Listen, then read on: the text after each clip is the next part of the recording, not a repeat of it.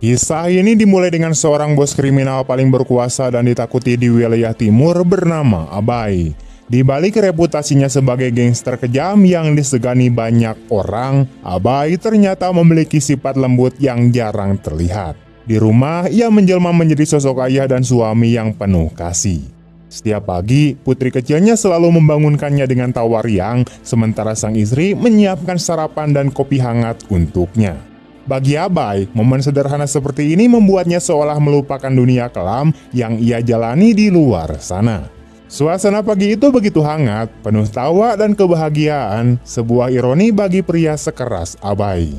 Tak lama kemudian, putri mereka meminta izin untuk pergi ke rumah nenek bersama sang ibu. Abai mengizinkan, tapi dengan satu syarat, sang putri harus menyelesaikan pekerjaan rumahnya terlebih dahulu. Setelah itu, ia boleh melakukan apapun yang diinginkannya. Istri dan anaknya kemudian menyambut izin itu dengan gembira. That's the deal, okay? Yes, I promise. Abai lalu melihat jam dan berkata bahwa sopir pribadinya sudah menunggu di luar dan ia harus segera berangkat lebih awal hari ini. See you later tonight. You'll be good at school. Learn heaps. Begitu Abai pergi, istrinya baru sadar bahwa sang suami lupa membawa obatnya. Ia tahu bahwa Abai mengidap gangguan bipolar dan seharusnya rutin mengonsumsi obat untuk menstabilkan pikirannya, namun belakangan ini ia sering lalai. Di luar rumah, sopir pribadinya yaitu Kain sudah menunggu di dekat mobilnya. No, finish your smoke. Thanks, boss. Mereka pun masuk ke mobil dan mulai melaju di jalanan kota tanpa menyadari bahwa sebuah mobil polisi sedang mengikuti mereka dari kejauhan. Di tengah perjalanan, Kain menyadari sesuatu. Ia menoleh ke kaca spion dan memberitahu Abai bahwa ada mobil polisi yang membuntuti mereka. Abai bertanya bagaimana ia bisa tahu.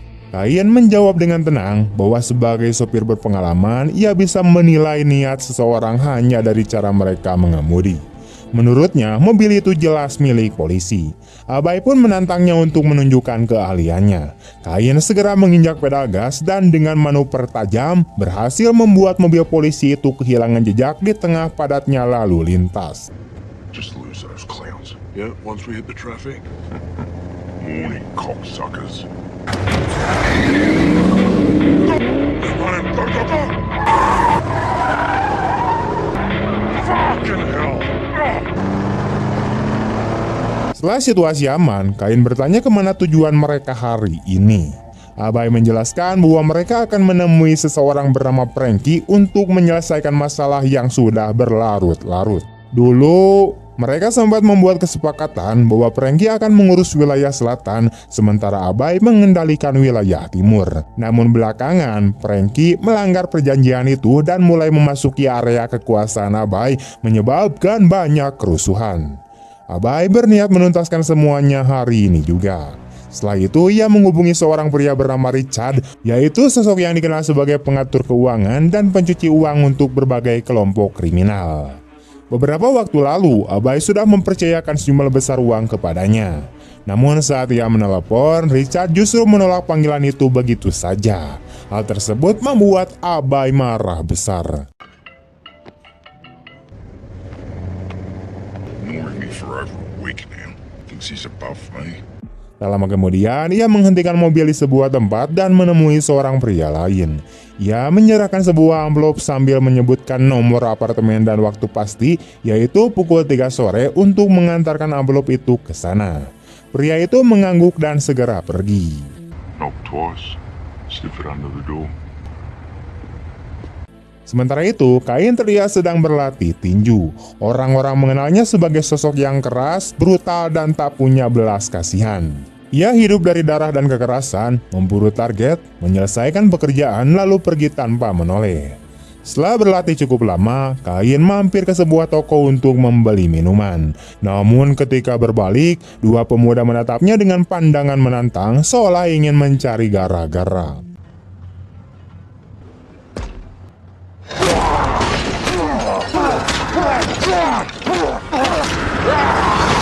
Dalam hatinya, Kain merasa darahnya mendidih, tapi ketika melihat ada 2 polisi di sekitar tempat itu, ia menahan diri dan memilih pergi. Ia tahu hari itu bukan waktu yang tepat untuk membuat kekacauan. Setibanya di gedung apartemennya, Kain sempat berpapasan dengan seorang pria asing. Tatapan mereka tajam seperti 2 hewan buas yang siap menerkam. Provincia Mudak. Иван, пропусти парня. Okay. Tapi ketika seorang wanita lewat dan melihat mereka, keduanya langsung mengalihkan pandangan dan berpisah tanpa sepatah kata pun. Kain kemudian masuk ke apartemennya dan langsung mandi. Di sisi lain, pria yang tadi menerima amplop dari Abai kini tengah bersiap menjalankan tugasnya. Sesuai instruksi, tepat pukul 3 sore, ia tiba di depan pintu apartemen Kain dan menyelinapkan amplop itu di bawah pintu. Kain yang baru saja selesai mandi kemudian melihatnya, mengambil amplop itu dan membukanya. Di dalamnya terdapat foto Richard, orang yang sebelumnya menolak menjawab panggilan Abai. Tanpa ragu, Kain segera bersiap menjalankan misi barunya, menghabisi si Richard. Yeah, job needs to be done the next 24 hours. Sementara itu, Richard tengah berada di rumahnya. Ia menerima panggilan dari nomor tadi kenal, mengira itu telepon dari klien, lalu langsung menutup panggilan dan melanjutkan aktivitasnya. Saat ia mandi, ponselnya kembali berdering. Kali ini, sang istri yang melihat pesan masuk dan mendapati bukti bahwa Richard berselingkuh. Richard sempat mengatakan bahwa ia memiliki pertemuan penting hari itu, namun kini istrinya tahu bahwa pertemuan penting itu ternyata hanyalah kedok.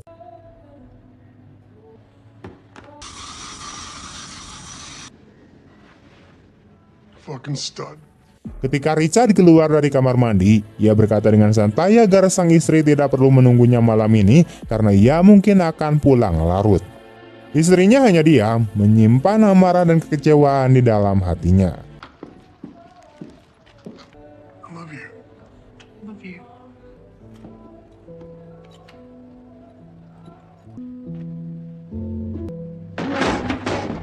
Richard pun kemudian pergi menggunakan mobilnya untuk menemui wanita lain tanpa menyadari bahwa istrinya diam-diam mengikutinya dari belakang.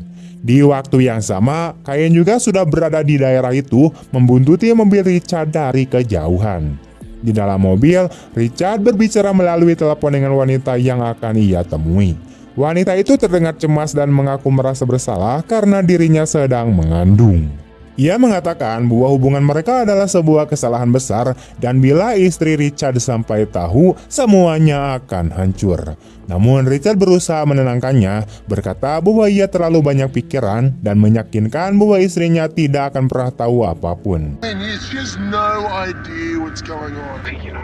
Don't feel guilty. Please call Kelly. Calling Kelly Mobile. Sementara itu, istri Richard yang sedari tadi mengikuti mobil suaminya mulai menangis.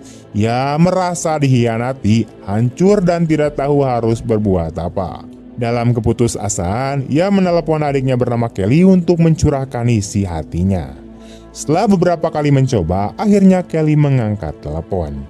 Dengan suara bergetar, sang istri menceritakan bahwa suaminya berselingkuh dan kini sedang dalam perjalanan menemui wanita itu. Ia juga mengaku sedang mengandung dan tidak sanggup lagi hidup bersama pria yang telah menghancurkan kepercayaannya. Kelly berusaha menenangkan kakaknya, meminta agar ia tetap tenang dan jangan bertindak gegabah. I think we're just having an affair. With who? This girl that he names Lollipop was saw it with my own eyes. Namun tanpa mereka sadari, situasi sudah semakin rumit. Tak lama kemudian, Richard kembali berbicara dengan wanita itu dan ternyata wanita yang ia temui bukan orang lain, melainkan si bebel Kelly sendiri, yaitu adik kandung istrinya. Kampret!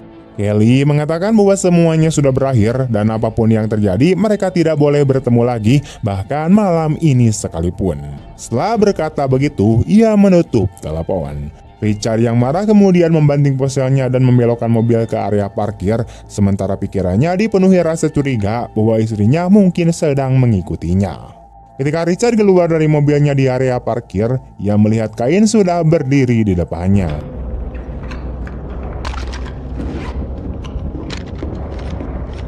Richard seketika menyadari bahwa ajalnya sudah di depan mata. Namun tepat ketika Kain menarik pelatuk, Richard sempat menepis tangannya.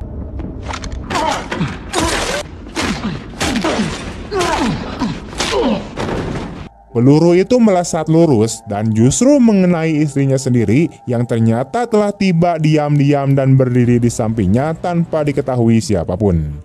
Melihat hal itu, Kain sangat marah. Ia tidak pernah berniat untuk membunuh wanita tak bersalah. Dalam kepanikan dan amarah, ia melepaskan 2 atau 3 tembakan lagi lalu segera kabur dari sana.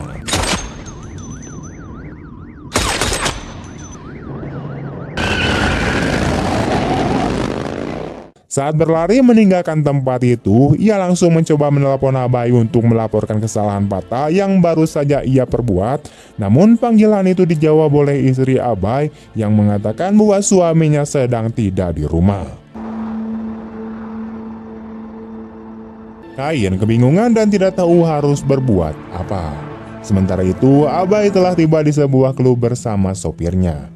Di tempat inilah ia akan bertemu dengan si Frankie. Mereka menunggu beberapa saat hingga akhirnya Frankie datang bersama adik laki-lakinya. Abai menyambutnya dengan mengulurkan tangan untuk berjabat, tetapi Frankie menolak menjabat tangannya. Tak lama kemudian, ia malah memeluk Abai dengan sikap yang tampak pura-pura ramah. Setelah itu, adik Frankie mulai mengejek Abai dengan bahasanya sendiri, berpikir bahwa Abai tidak akan mengerti. Namun, Abai jauh lebih pintar dari yang mereka kira. Ia memahami semua yang dikatakan. What, you play chess or something? Ia kemudian langsung menatap Frankie dan berkata dengan nada tegas bahwa ia ingin langsung ke inti permasalahan.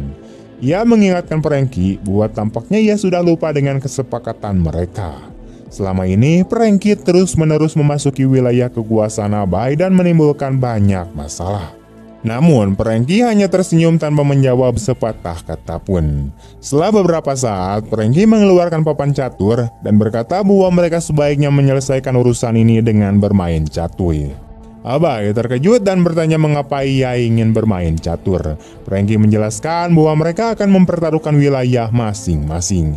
Jika Abai menang, wilayah selatan akan menjadi miliknya. Namun jika Frankie menang, wilayah timur akan menjadi miliknya. Dan Abai harus berjanji tidak akan pernah ikut campur lagi.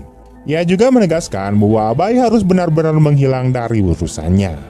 How about the winner lives, the loser dies? Mendengar itu, Abai berkata dengan nada tajam bahwa ia tidak bermain untuk hal kecil seperti itu. Jika ia bermain catur, maka taruhannya harus besar. Frankie menatapnya dengan heran dan bertanya apa yang bisa lebih besar dari mempertaruhkan wilayah kekuasaan. Abai menjawab dengan dingin bahwa jika ia menang, maka ia akan menghabisi Frankie, dan jika Frankie menang, maka Frankie harus menghabisinya. Hidup mereka yang akan menjadi taruhannya. Ia mengajak Frankie untuk segera memulai permainan itu. Frankie langsung marah mendengar ucapan itu. You for real, old man? We ain't done playing this game. Ia berteriak menuduh Abai gila karena ia mempertaruhkan nyawa hanya demi permainan catur. Ia menolak dan berkata bahwa permainan semacam itu tidak akan pernah terjadi. Ia pun berbalik dan mulai pergi bersama adiknya.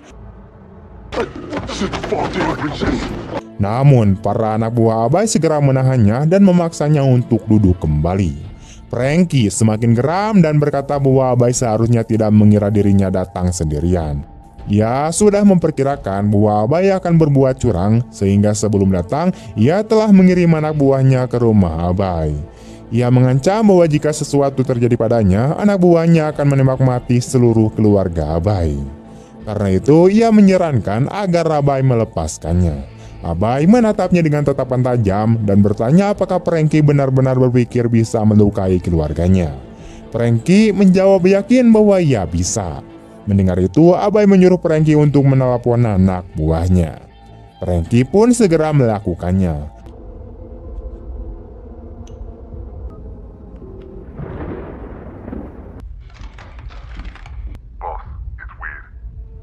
It's fucking empty. What do you mean it's no one there? Begitu panggilan tersambung, anak buah Franky menjawab dan Franky tersenyum, lalu menyuruh mereka masuk ke dalam rumah Abai agar ia bisa mendengar sendiri teriakan istrinya. Para anak buah itu pun masuk ke rumah, namun setelah menggeledah seluruh ruangan, mereka tidak menemukan siapapun. Saat itu, mereka melihat sebuah kotak besar dan memberitahu Franky tentang temuan itu. Namun, begitu kotak tersebut dibuka, seketika terjadi ledakan besar. What's in the box? Semua anak buah Franky tewas di tempat. Abai lalu mengetahui kemampuan dan kemungkinan langkah yang akan Franky ambil. Karena itulah sejak pagi ia telah menyiapkan rencana ini. Kini semua anak buah Franky telah mati dan Franky tidak akan mendapatkan apapun dari kematiannya sendiri. Abai mengatakan bahwa satu-satunya kesempatan Franky untuk tetap hidup adalah dengan memainkan permainan catur itu dan memenangkannya, karena pada akhirnya ia tetap akan mati juga baik kalah maupun menang. Setelah berkata demikian, Abai memulai permainan. When it lives, lose a dice. When it lives, lose a dice. Franky yang tidak punya pilihan lain akhirnya ikut bermain. Permainan pun berjalan perlahan. Namun setelah beberapa saat, Abai mulai menyadari bahwa ia lupa membawa obatnya dari rumah. Tanpa obat, kondisi mentalnya mulai memburuk. Ia mulai menunjukkan perilaku aneh dan kehilangan kendali atas pikirannya. Di sisi lain, Franky juga bermain dengan rasa takut. Ketegangan terlihat jelas di wajahnya karena ia tahu bahwa hari itu kemungkinan besar adalah hari kematiannya. Namun Abai sendiri semakin tidak stabil dan tidak mampu membuat keputusan yang tepat hingga satu persatu langkahnya salah dan akhirnya ia menyadari bahwa ia benar-benar kalah dalam permainan itu. Good, Frankie. Checkmate. Fuck yeah! You're going to lose. You always lose. Suck on that! Come on. You lost everything. Franky yang berhasil menang tidak percaya bahwa ia benar-benar mengalahkan Abai. Ia tertawa keras sambil menghina dan mengejek Abai karena telah kalah. Abai yang dipenuhi amarah kemudian mencabut pistolnya dan menembak kepala adik Franky tanpa ragu.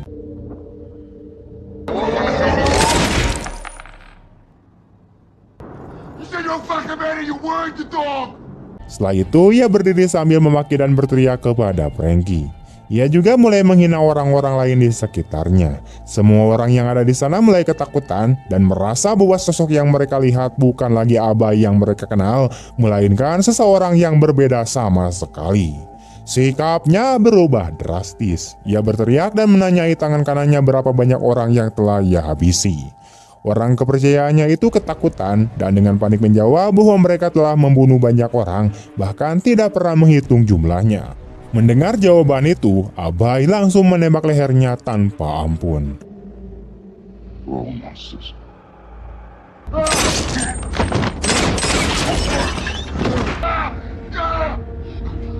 But the thing is, I'm the biggest monster of them all.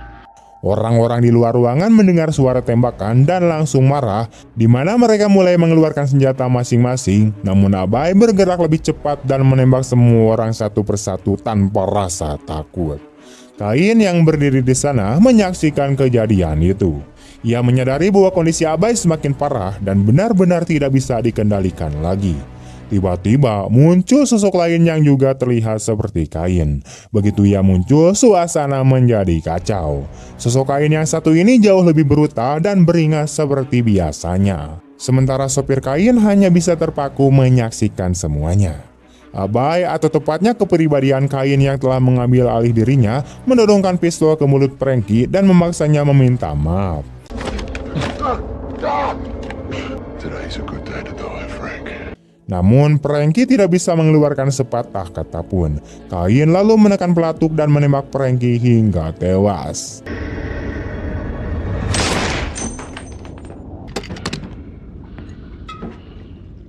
Kini hanya tersisa dua orang, yaitu Kain yang kejam dan Kain sang sopir. Sosok Kain yang brutal itu mendekati Kain sopir dan menyuruhnya untuk mengambil senjata. Ketika ia menolak, Kain yang brutal memukulinya hingga tersungkur, lalu menyerahkan senjata itu kepadanya. Kain sopir kemudian berdiri sambil memegang pistol, sementara Kain yang brutal mengatakan bahwa ia akan menghitung sampai 3 dan setelah itu Kain sopir harus menembak. Jika tidak menembak, maka ia sendiri yang akan menembak.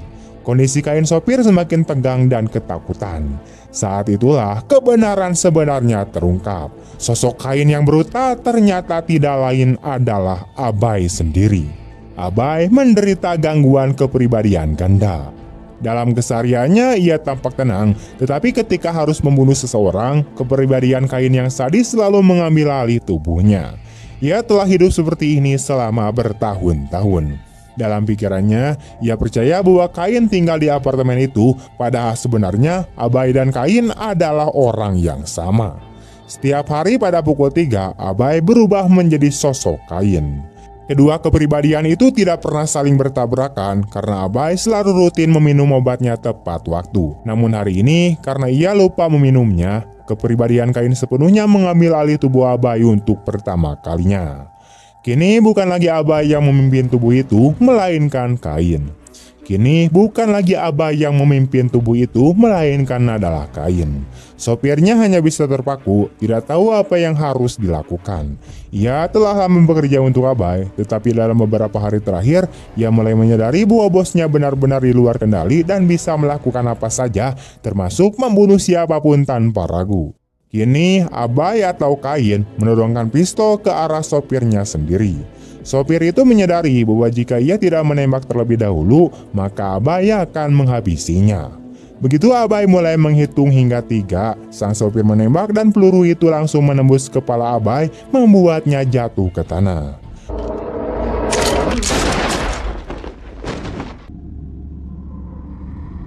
Kain sang sopir kemudian menghela napas lega dan di sanalah kisah ini pun berakhir. Oke teman-teman, sekian dulu untuk video hari ini. Bagaimana tanggapan kalian tentang film ini? Tulis di kolom komentar. Dan jika kalian suka dengan video ini, jangan lupa untuk like, komen, share kemanapun kalian suka. Terima kasih banyak telah menonton sampai akhir. See you next time and bye-bye.